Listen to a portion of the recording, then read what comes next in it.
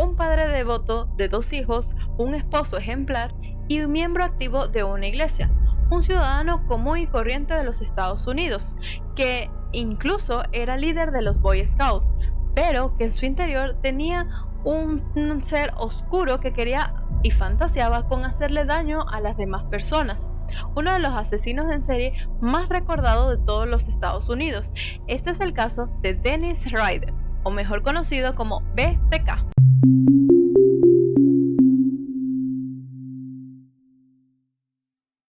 Dennis Lynn Rader nació en Pittsburgh, Kansas, Estados Unidos, el 9 de marzo de 1945. Sus padres fueron Dorothea May Rader, que era contadora, y su padre William Alvin Rader, trabajador de Kansas Car Service.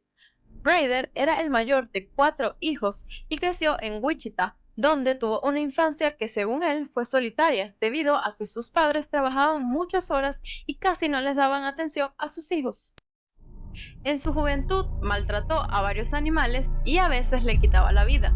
Él sentía una satisfacción al causarle daño a los demás. En su mente, eso lo excitaba y le daba una sensación de poder. Tenía diferentes fantasías sexuales en donde se imaginaba practicando sadomasoquismo, ya que tenía fetiches sexuales de voyeurismo, asfixia autoerótica y travestismo. Rader espiaba frecuentemente a sus vecinas mientras vestía ropa de mujer, incluida ropa interior femenina que había robado. También se autocomplacía con cuerdas u otras ataduras alrededor de sus brazos y cuello. En los años de 1960 sirvió en las Fuerzas Aéreas de los Estados Unidos y en 1970 regresó a Wichita, donde se casó y tuvo 2 hijos. Tuvo varios trabajos como trabajador para una fábrica en Coleman Company, un fabricante de equipos de campamento. Posteriormente, en 1979, se graduó de la Universidad Estatal de Wichita, donde estudió justicia penal. Durante este tiempo comenzó a trabajar para ADT, una empresa de seguridad para el hogar, y en 1991 se convirtió en oficial de cumplimiento en Park City, Kansas. Rader era activo en su iglesia y sirvió como líder de Boy Scout, algo que utilizaría como coartada para cometer sus crímenes sin que nadie sospechara de él. Finalmente, Rader dejó que sus fantasías se apoderaran de él y cometiera su primer crimen el 15 de enero de 1974. Atacó a una familia de 4 integrantes que eran Joseph Otero de 38 años, su esposa Julie Otero de 33 años, Joseph Otero II, como le decían Joey de cariño, de 9 años, y Josephine Otero de 11 años, que le decían Josie. Todo había ocurrido 2 meses antes, cuando vio a Julie salir para llevar a sus hijos a la escuela y lo siguió. En la mañana del 15 de enero, Rader cortó las líneas telefónicas y entró a la residencia de los Oteros cuando Joey abrió la puerta trasera para el perro de la familia. Rader le dijo a la familia Otero que era un hombre buscado en California y les ordenó que se tiraran al suelo amenazándolos con un arma de fuego. Luego llevó a la familia a un dormitorio y los ató con una cuerda que había preparado. Joseph y Joey estaban en el suelo, mientras que Julie y Josie estaban en la cama. Las muñecas y los pies de Joseph y Julie estaban atadas. La cabeza de Joseph estaba cubierta con una bolsa de plástico que luego Rader volvió a asegurar con una cuerda. Después de que Joseph hizo un agujero en la bolsa, le colocó otra, lo que provocó que se asfixiara lentamente hasta morir. Rader estranguló a Julie hasta la muerte con una cuerda. Cuando ambos padres estaban fallecidos, colocó otra bolsa de plástica seguido de 2 camisetas y una bolsa adicional sobre la cabeza de Joey, observando cómo se agitaba y se asfixiaba. Después llevó a Josie al sótano, donde la colgó con una soga de una tubería. Más tarde, la policía encontró el semen de Rader cerca del cuerpo parcialmente vestido de Josie. Sus cuerpos fueron descubiertos por los 3 hijos mayores de la familia que habían estado en la escuela en el momento de los asesinatos. Más tarde, Rader escribió una carta que guardó dentro de un libro de ingeniería en la Biblioteca Pública de Wichita en octubre de 1974, describiendo los asesinatos de Otero en detalle. El 4 de abril de 1974, Rader entró en la casa de Catherine Doreen Breed en Wichita a través de la puerta mosquitera. pero se sorprendió al descubrir que su hermano Kevin Britt, de 19 años, estaba allí. Llevó a Catherine a otro dormitorio y obligó a Kevin a que la atara. Luego, Ryder intentó estrangular a Catherine, pero ella se resistió, así que la apuñaló 3 veces en la espalda y en el abdomen inferior con un cuchillo.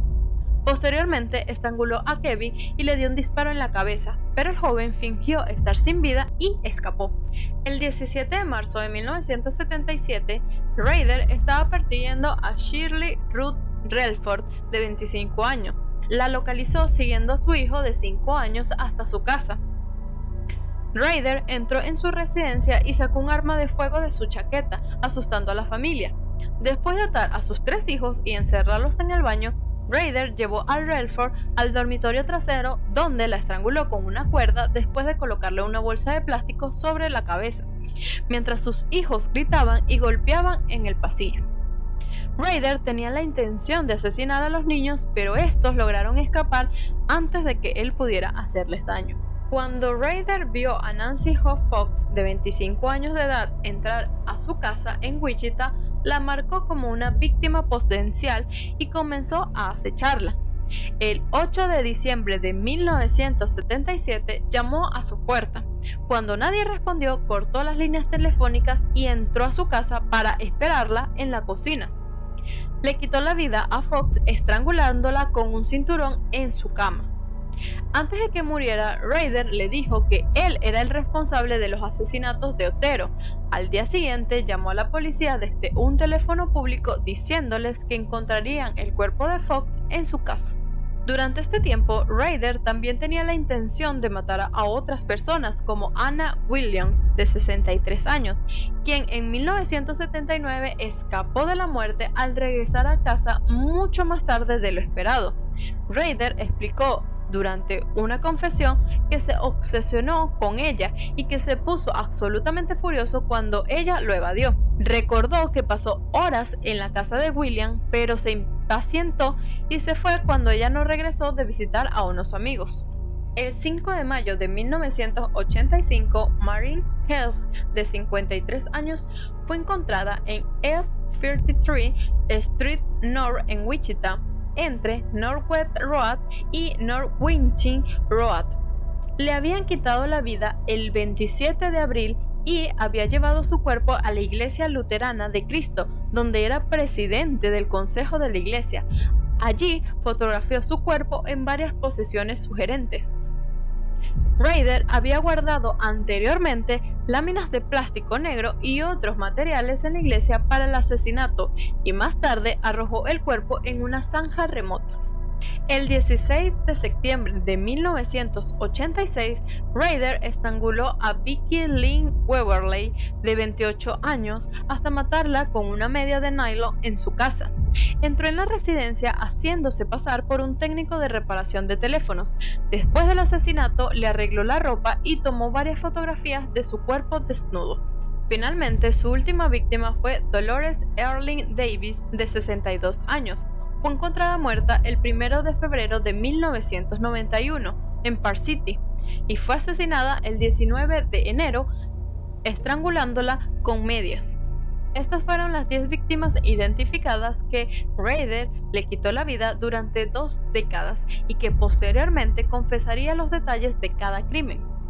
Durante las investigaciones, la policía no tenía ninguna sospecha de quién podría ser el asesino de todas estas personas. Tenían el ADN de Ryder en una de las escenas del crimen, pero como él no había cometido ningún crimen, no estaba en la base de datos de CODIS. Muchas personas pensaron que este asesino se habría muerto o que quizás lo había capturado en otro lado por algún otro delito, ya que los asesinatos cesaron después del 91 y nadie sabía qué había pasado con este agresor. En 2004, la investigación del asesinato de BTK se consideraba un caso sin resolver. Sin embargo, Ryder inició una serie de 11 comunicaciones a los medios locales que llevaron directamente a su arresto. En marzo del 2004, The Wichita Eagle recibió una carta de alguien que usaba el nombre de Bill Thomas Killman y afirmaba que había asesinado a Vicki Weberly en 1986. Junto con el mensaje había fotografías de la escena del crimen y una fotocopia de la licencia de conducir de ella, que había sido robada en el momento del crimen. Antes de este mensaje, no se había establecido definitivamente que Waverly fuera asesinada por BTK. El ADN recolectado debajo de las uñas proporcionó a la policía evidencia previamente desconocida. Comenzaron a realizar pruebas de ADN a cientos de hombres en un esfuerzo por encontrar al asesino. En total se sumaron más de 1.300 muestras de ADN que posteriormente fueron destruidas por una orden judicial. En mayo del 2004, Keike recibió una carta con títulos de capítulos para la historia de BTK, identificaciones falsas y un crucigrama. El 9 de junio se encontró un paquete pegado con una cinta adhesiva a una señal de pare en la esquina de las calles First y Kansas en Wichita, que contenía descripciones gráficas de los asesinatos de Otero y un boceto con la etiqueta "La emoción sexual es mi factura". También se adjuntó una lista de capítulos para un libro propuesto titulado La historia de BTK, que imitaba una historia escrita en 1999 por el escritor de crímenes de Corti TV, David Lord. El capítulo 1 se titulaba "Ha nacido un asesino en serie". En julio, un paquete dejado en la ranura de devolución de una biblioteca pública contenía material más extraño. Incluía la afirmación de que BTK era responsable de la muerte de Jake Allen, de 19 años, en Kansas, a principios de ese mes. Esta afirmación era falsa y esa muerte se consideró como una autoeliminación. En diciembre del 2004, la policía de Wichita recibió otro paquete del asesino. Esta vez, el paquete fue encontrado en el Murdoch Park de Wichita. Contenía la licencia de conducir de Nancy Fox, que fue anotada como robada de la escena del crimen, así como una muñeca que estaba simbólicamente atada de mano y pies con una bolsa de plástico atada sobre su cabeza. Para el 30 aniversario de los primeros asesinatos de Ryder, un periódico local publicó un artículo en el que se especulaba que el asesino había muerto o que había sido encarcelado. Ryder respondió enviando a un periodista varias pruebas de su noveno asesinato, en particular una copia del permiso de conducir de la víctima, así como fotografías de su cuerpo. Durante el año siguiente envió paquetes a los medios de comunicación o simplemente dejó objetos por todo Wichita.